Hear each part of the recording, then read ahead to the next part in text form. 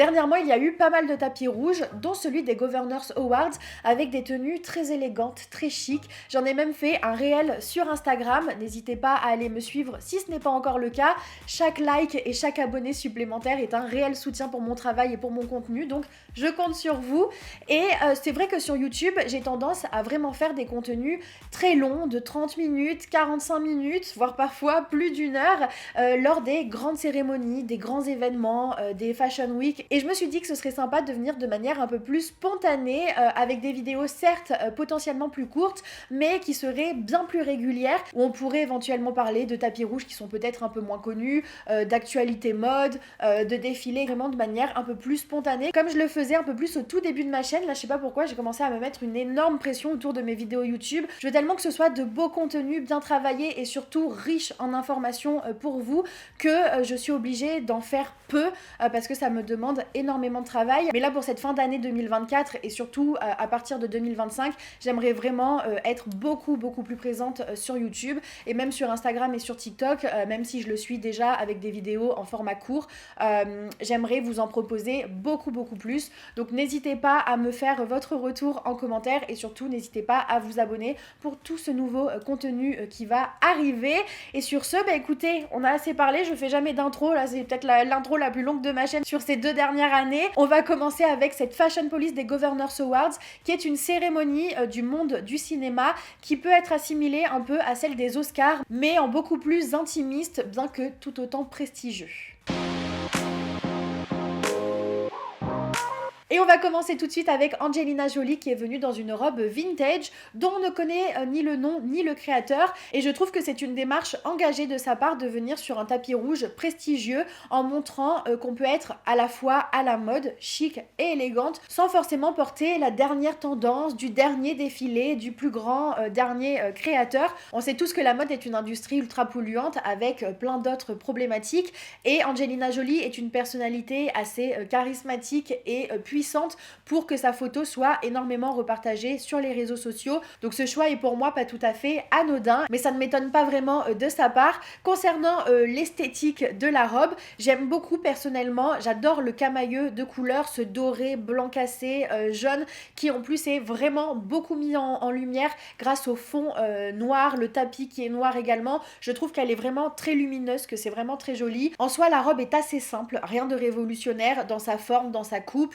Il y a juste un jeu de texture et de matière avec de la maille dorée et de la dentelle qui vient en transparence jouer avec un tissu beige un peu plus opaque sur le bas. Mais je trouve ça sympathique, rien à dire. Le bandeau et les bretelles mettent vraiment en avant ses épaules, son port de tête, c'est magnifique. J'aime beaucoup sa mise en beauté. Moi, je suis pas trop fan de l'accessoirisation qui, pour moi, ne match pas très bien avec la robe. Alors, est-ce que c'est l'effet argenté, diamant, blanc, etc., doré qui me titille l'œil, ou est-ce que c'est parce que les fines bretelles pour moi ne fonctionnent pas trop avec une parure qui est aussi imposante?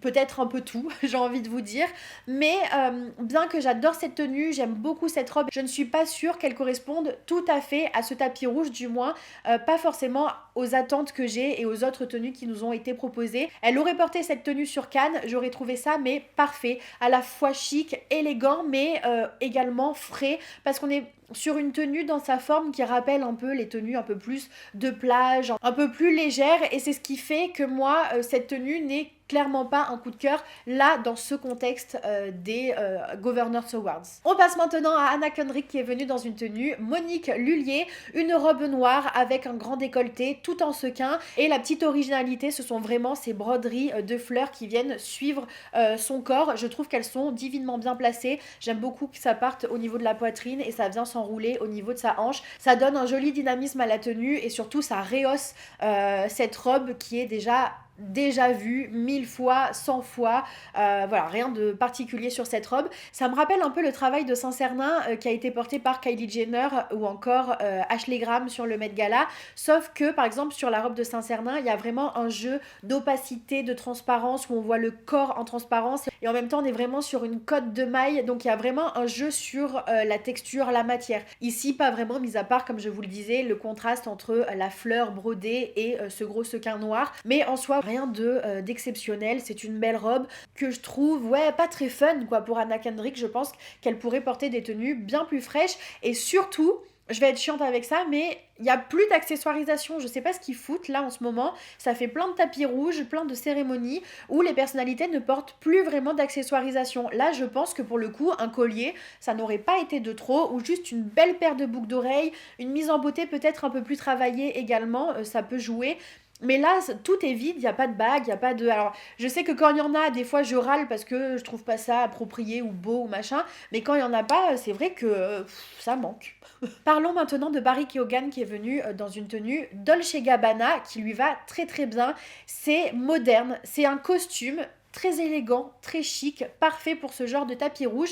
Et en même temps, on n'est pas dans le costume traditionnel que beaucoup d'hommes nous proposent sans cesse. Ici, il y a vraiment un petit twist avec cette veste qui est un peu plus courte, également la chemise avec ce col lavalière un peu tombant qui laisse entrevoir son torse. Vraiment, il y a un petit jeu de modernité et c'est beaucoup plus contemporain. C'est le genre de proposition personnellement que j'aime énormément. Ça montre qu'il y a une volonté d'être un peu mode sans forcément être too much. En plus, il y a une petite accessoirisation qui fait pas de mal avec la broche au niveau de sa veste, mais également un collier qui paraît un peu plus casual et qui du coup apporte presque une touche un peu rock'n'roll, très légère, je vous l'accorde, mais quand même, elle est là. Donc ouais, j'aime beaucoup cette proposition, moi je la valide. Bah tiens, il y avait également Colman Domingo qui est venu lui également en Dolce Gabbana dans un costume qui est un peu similaire, juste il a été un peu plus traditionnel dans le choix du dessous, enfin de la chemise et de la cravate, je perds mes mots. Mais il y a quand même un jeu de texture avec la cravate qui est satinée, le reste qui est mat.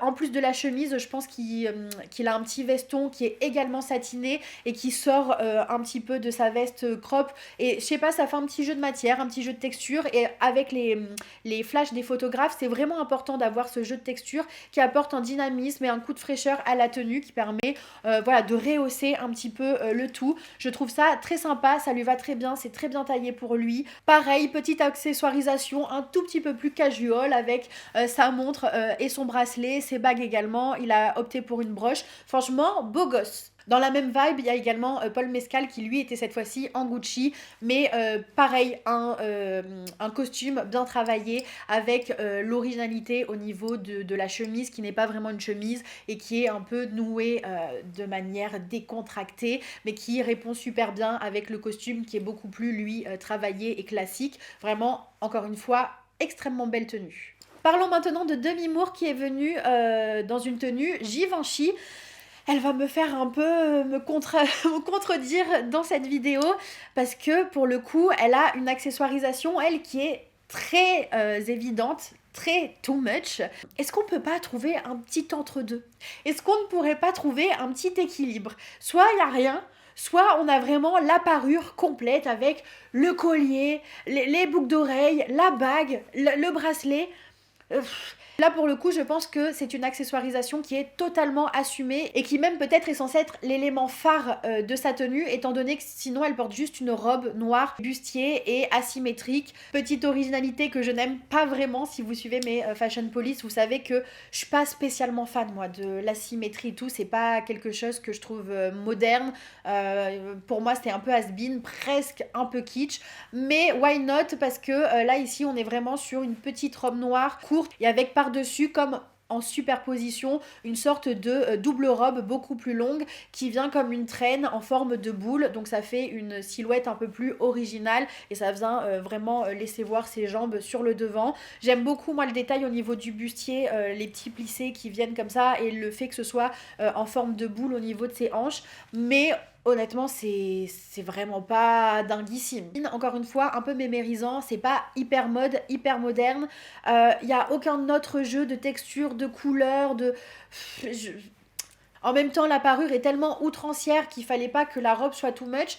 Mais pour moi, c'est pas forcément très équilibré, c'est pas très juste, c'est pas très mode. J'ai même pas fait exprès, mais juste après, on a une sorte de contre-exemple avec Elisabeth Olsen qui est toujours dans une robe Givenchy, mais qui pour le coup a une construction et une structure qui est bien plus intéressante, étant donné qu'on est toujours sur une robe noire, simple, basique, efficace, mais ce qui fait toute la différence et ce qui fait qu'on est vraiment sur une tenue beaucoup plus travaillée. Déjà, c'est la forme du décolleté qui est plus original, un peu ouvert mais pointu, avec les bretelles qui pareil sont un peu épaisses, donc très assumées et qui vraiment forment un joli motif au final. J'ai l'impression même que le haut de la robe est un peu en volume sur le devant, qu'il n'est pas vraiment collé à son torse. En photo parfois c'est un peu difficile de voir, mais je trouve que vraiment ça met la lumière pareil sur ses épaules, sur son torse, sur son visage. C'est très élégant, c'est très joli, et vraiment ce que j'apprécie énormément dans cette robe, c'est le travail au niveau de la jupe, au niveau des hanches, avec un côté qui est plissé et qui vient donner un volume de l'autre côté, comme si ça venait s'enrouler autour de son corps, et par effet d'optique ça vient obligatoirement mettre en lumière sa taille, ses hanches qui sont beaucoup plus moulées, beaucoup plus serrées. Je trouve ça très beau, très chic, c'est vraiment tout en subtilité, étant donné que la robe est entièrement noire dans le même tissu, donc c'est vraiment sur le jeu de la matière, de la construction du vêtement, et je trouve ça magnifique. Pareil pour le bas de la robe qui du coup par la force des choses est un peu original, puisqu'encore une fois on est sur un tissu qui vient s'enrouler, donc ça crée une sorte de fente et d'asymétrie naturelle. Les escarpins noirs, franchement parfait. Concernant l'accessoirisation, elle est pas too much, mais elle a quand même des grosses boucles d'oreilles qui met bien en lumière son torse et son visage, donc j'aurais voulu quelque chose peut-être d'un peu plus tombant et d'un peu plus prononcé, mais globalement sur le tout je trouve que c'est une proposition qui est bien pensée et qui est magnifique. Passons maintenant à Elle Fanning qui est venue dans une tenue Valentino. Enfin un peu de peps, un peu d'originalité. On peut dire merci à Alessandro Michele qui est le nouveau directeur artistique. Si jamais vous voulez mon avis sur son premier défilé, n'hésitez pas à aller voir ma dernière vidéo, je vous en ai parlé et dedans je vous explique vraiment ce que j'en pense. Ici je trouve que c'est un très bon choix pour Elle Fanning, ça correspond totalement à son style de base tout en étant très mode. J'aime beaucoup les broderies argentées avec cette couleur un peu vert d'eau, mais un vert d'eau qui à la fois peut paraître fade et à la fois je le trouve très poétique, surtout avec sa couleur de peau comme elle est très blanche. Il y a un mood très givré, glacé, très froid qui marche assez bien, mais c'est aussi là que je mets mon petit veto sur le défilé. La mannequin portait une collerette noire qui vraiment pour moi apportait du contraste et de la puissance, et ça aurait vraiment permis en plus ici de mettre en lumière son visage et surtout d'apporter un peu de relief, parce que c'est peut-être ce qui manque. La tenue est hyper bien travaillée, j'aime beaucoup cette fourrure, ces plumes, je sais pas trop ce que c'est, au niveau des extrémités avec cette petite cape. Les broderies apportent vraiment du dynamisme et un motif à la silhouette. Je trouve ça très élégant, très fluide, très aérien, c'est chic, c'est beau, mais le col noir aurait vraiment permis d'avoir the best tenue de la soirée. Ici, il manque peut-être un tout petit quelque chose, bien que la proposition reste à mes yeux très high fashion, tout en étant un peu plus originale que ce que la plupart nous ont proposé.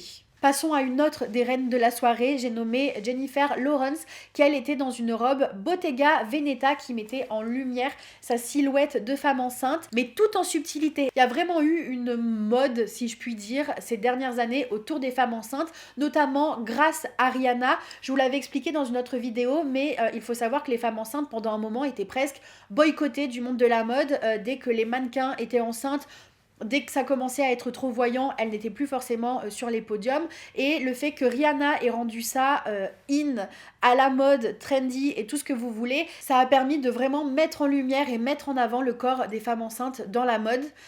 Vaut mieux tard que jamais, hein, j'ai envie de vous dire.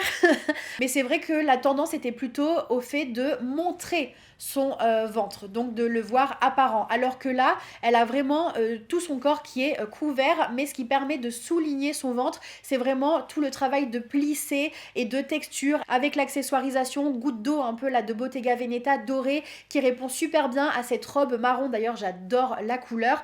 Et ça permet vraiment de dessiner la silhouette, mais tout en subtilité, tout en finesse. C'est vraiment hyper bien joué. Le détail au niveau du ventre et au niveau de la hanche qui part en drapé est sublime et répond très très bien à l'asymétrie au niveau des bras, qui pareil apporte du mouvement et du dynamisme, mais sans être too much. Enfin vraiment pour le coup je trouve que cette robe est extrêmement bien pensée et que elle va divinement bien à Jennifer Lawrence. Je la trouve lumineuse, j'aime beaucoup sa mise en beauté, j'aime beaucoup vraiment le camailleux de couleur, le doré, le marron, avec ses cheveux blonds également. C'était sublime. Il n'y a pas vraiment d'accessoirisation, mais à mes yeux les bijoux qui sont déjà dans la robe font déjà le taf. Moi, j'aurais pas mis de minaudière. Personnellement, je trouve que ça casse la modernité de la tenue. Mais vous savez que c'est aussi par rapport à mes goûts. Je suis vraiment pas fan des minaudières. Donc ça, potentiellement, que c'est un avis très subjectif de ma part. Mais en tout cas, la tenue dans sa globalité était excellente. Passons maintenant à Jennifer Lopez qui est venue dans une tenue Zuer Murad qui a été pensée et travaillée vraiment en contraste pour jouer sur la silhouette. C'est-à-dire que on a vraiment un devant de robe qui est travaillé en transparence avec de la broderie argentée, une taille qui est particulièrement marquée et prononcée avec un bijou qui vient comme une ceinture de fleurs. Le motif au niveau de son décolleté est très joli puisqu'on a vraiment quelque chose d'horizontal au niveau du poitrail et quelque chose d'un peu plus vertical au niveau de la poitrine. Ça fait un très joli effet. Les broderies au niveau de la jupe font comme des vagues, c'est très organique, on a presque l'impression que c'est vivant autour d'elle quand elle bouge, quand elle marche, on a l'impression que ça scintille et que ça bouge avec elle. C'est vraiment très bien pensé et surtout ce qui est bien pensé, c'est le fait que le reste de la robe est travaillé dans un velours noir très profond qui est presque invisible selon les photos, selon le contraste. Ça se mélange en fait avec le noir du fond et du coup ça ne se voit presque pas et du coup par effet d'optique on a l'impression que ça redessine totalement sa silhouette. Et ce que j'apprécie également dans cette proposition, c'est que ça lui ressemble. Moi pourtant je suis pas toujours fan des propositions de Jennifer Lopez, mais là pour le coup je trouve que ça lui va très bien et je trouve qu'il y a des codes presque un peu vulgaires entre gros guillemets, mais qui sont totalement contrastés et totalement lissés par des codes beaucoup plus chic et élégant et classe. Et au final l'équilibre est hyper bien trouvé. En plus tout le travail du haut au niveau de son torse et tout met en lumière ses épaules qui elles sont nues et je trouve ça très beau. La tenue est au final parfaite tant elle est bien réfléchie. Kate Winslet est venue dans une tenue Erdem, un costume relativement simple, noir, avec des détails 3D de fleurs brodées ou pas. C'est simple, c'est efficace. J'ai pas grand chose à dire à part que le costume est bien taillé. J'aime beaucoup les fleurs en 3D.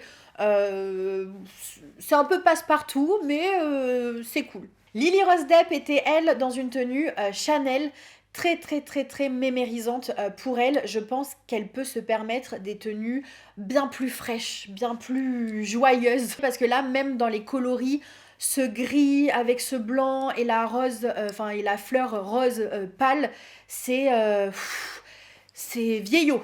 Et pour autant, je trouve pas forcément la robe vieillotte en soi. Je trouve que c'est une très jolie robe. J'aime énormément le décolleté, le travail de plissé, c'est très joli. J'aime également le fait que le bas de la robe soit coupé pile au niveau de ses chevilles avec une traîne qui est un peu plus longue. Moi, c'est le genre de forme que j'aime énormément. Mais c'est vraiment les choix qui ont été faits autour de cette robe qui font que la tenue en elle-même et vieillissante quoi, avec ses chaussures qui franchement sont pas hyper modernes, un bel escarpin ça aurait été splendide, et la mise en beauté, la coiffure qui ressemble à un chignon de mariée des années 2000, les petites boucles d'oreilles en diamant, franchement rien n'est fait pour la mettre en lumière et pour la mettre en valeur. En plus, ils exagèrent parce qu'à chaque fois, on dit que le problème, c'est Chanel. Alors que chez Chanel, il y a plein de silhouettes hyper belles, hyper modernes, très mode, très high fashion, avec plein de broderies, de travail de ouf dessus. Et ils nous prennent les pires tenues possibles pour les tapis rouges et surtout des tenues qui ne correspondent pas aux personnalités en plus. Alors vraiment je comprends pas. D'ailleurs pareil pour Lupita Nyong'o qui est venue elle également en Chanel, c'est déjà un petit peu mieux avec la robe brodée dorée et la surrobe transparente avec cette fois-ci des œillets argentés qui font un peu plus rock'n'roll, mais tout ce qu'il y a autour de la tenue est pas franchement intéressant. Déjà la robe est bustier, ils nous ont rajouté un petit collier en perles et puis ces chaussures, moi je suis désolée, je les prends et je les vire. Parlons maintenant de Nicole Kidman qui est venue dans une robe Céline, une robe noire, encore une fois simple, basique, mais extrêmement efficace. Ce qui fait un peu toute la tenue, c'est l'originalité au niveau du col, avec ce col bijou qui vient comme un nœud et qui laisse entrevoir un petit peu de sa poitrine et surtout qui met en lumière ses épaules, étant donné qu'il y a un petit volume au niveau des manches et qui fait ressortir les épaules. Encore une fois, si vous ne l'avez pas compris, j'adore quand les épaules sont mises en avant. Il y a une petite fente qui laisse voir sa jambe avec un escarpin très chic, très élégant, très classe.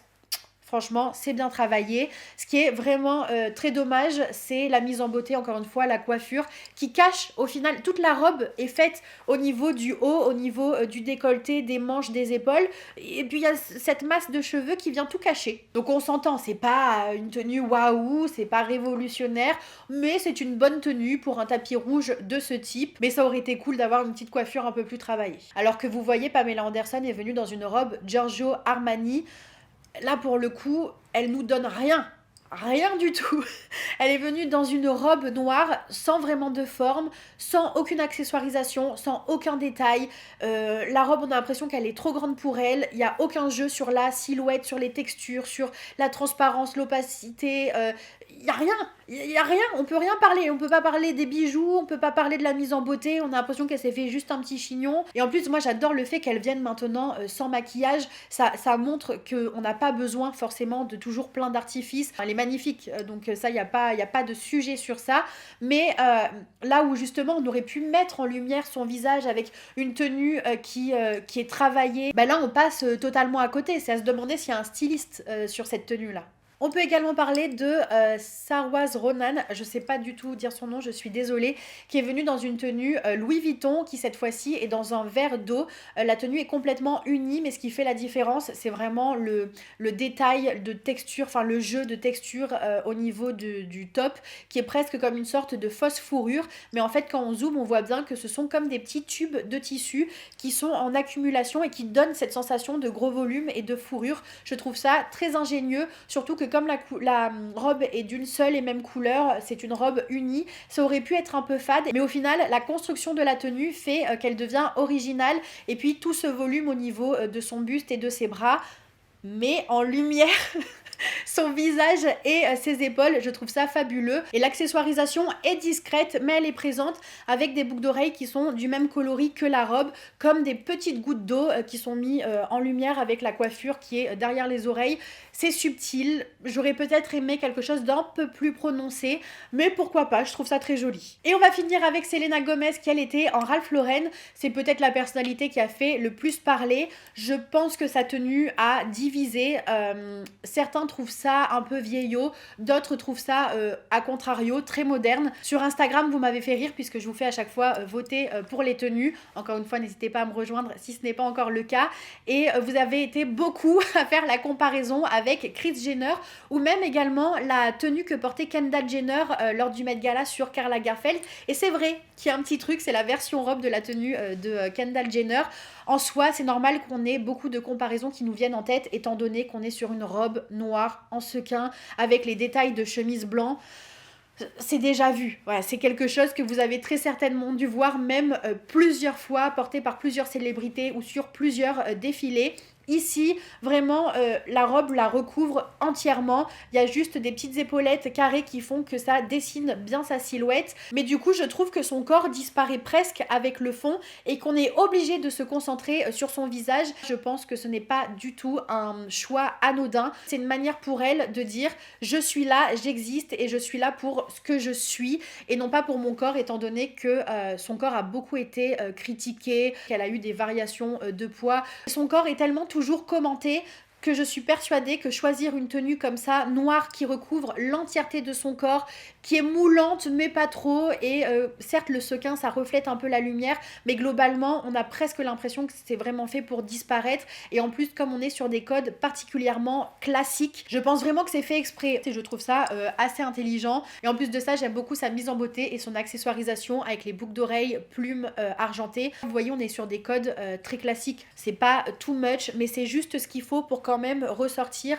Pareil au niveau des mains, les bagues argentées comme ça, c'est juste ce qu'il faut pour rehausser un petit peu cette tenue. C'est très élégant, très chic, vraiment je trouve que ça lui va bien, et ça permet également pour elle de s'affirmer avec la mode en tant que femme et non plus en tant que jeune fille qui sort de Disney Channel, même si ça fait longtemps qu'elle s'est éloignée de ce monde-là, mais j'ai vraiment l'impression que cette proposition vient comme une sorte de piqûre de rappel. Donc voilà, c'est fini pour cette vidéo, j'espère qu'elle vous a plu. Elle est sûrement plus courte que les autres, mais je vous avais prévenu, il y a eu plein plein de tapis rouges dernièrement, donc si jamais vous voulez, je peux vous faire d'autres fashion police sur d'autres tapis rouges. Il y en a eu en plus des pas mal intéressants. Je pense que ça peut être cool qu'on commente tout ça ensemble. N'hésitez pas à me dire votre avis par commentaire. Également, n'hésitez pas à me dire ce que vous avez pensé de toutes ces tenues. Vous avez déjà pu voter sur Instagram, mais si jamais vous ne me suivez pas, vous avez l'espace de commentaires qui est également disponible pour qu'on échange sur les tenues. Je sais qu'on n'est pas toujours du même avis, donc n'hésitez pas à me dire tout ça. N'oubliez pas de liker la vidéo si jamais elle vous a plu et de vous abonner pour être sûr de ne manquer aucune de mes vidéos. Et sur ce, je vous dis du coup à très très vite pour une prochaine vidéo.